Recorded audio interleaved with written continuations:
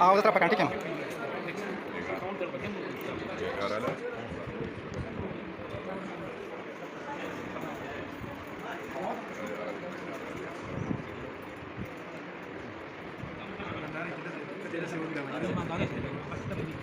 السلام علیکم.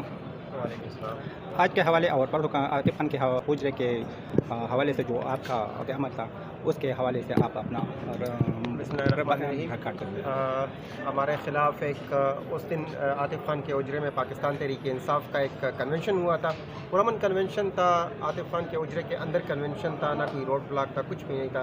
جس طرح اور پولیٹیکل پارٹیاں کنونشنز کر رہی ہے, ڈسٹرکٹ مردان میں بھی کر رہی ہے, پورے صوبے میں اسی سلسلے میں پاکستان تحریک انصاف کا ایک کنونشن تھا, ورکر کنونشن, پیسفل کنونشن تھا. کنونشن ختم ہونے کے بعد رات کے اندھیرے میں پولیس نے ہمارے وکلاء صاحبان پر مجھ سمیت FIR کر دی.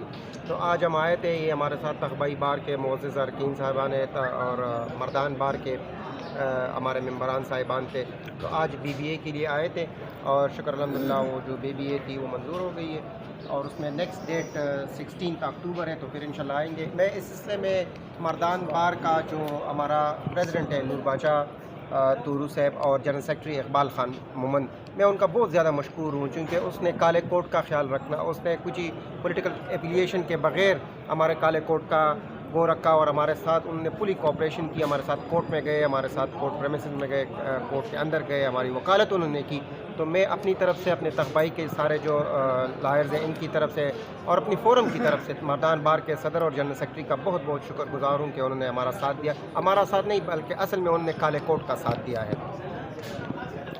تو اس کے حوالے سے آپ کا کیا رد عمل ہے ابھی, اور اب آپ کیا کرنا چاہیں گے؟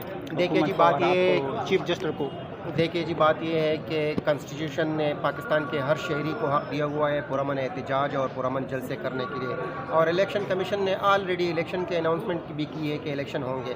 تو جس طرح اور پولیٹیکل پارٹیاں احتجاج وہ کر رہی ہے, جلسے جلوسے کنونشن, اسی طرح پاکستان تحریک انصاف بھی کر رہی ہے. اگر پولیس کا یہ خیال ہے کہ ہم پہ FIR کر کے ہم گھبرا جائیں گے, تو یہ ان کی بہت بڑی بھول ہے. نہ ہم گھبرانے والے ہیں اور نہ ہم جھکنے والے ہیں. ہم عمران خان کے ساتھ کھڑے ہیں, کھڑے رہیں گے اور ہمیشہ کے لیے کھڑے رہیں گے. عمران خان کو ہم اڈیالہ جیل سے انشاءاللہ ڈائریکٹ وزیر اعظم ہاؤس تک پہنچائیں گے, اور اس کو پاکستان کا دوسری دفعہ وزیر اعظم پاکستان بنائیں گے. نہ تو ہم FIR سے ڈرنے والے ہیں اور نہ ہم جھکنے والے ہیں. اگر کسی کا یہ خیال ہے مردان کی انتظامیہ کا کہ ہم FIR سے ڈر جائیں گے, تو مشرف ڈکٹیٹر تو اب زندہ نہیں ہے, لیکن جا کے ان کی باقیات سے پوچھے کہ جب کالا کوٹ کھڑا ہوتا ہے تو پھر وہ کس طرح کا ریئیکشن دیتا ہے. شکریہ جی. Thank you.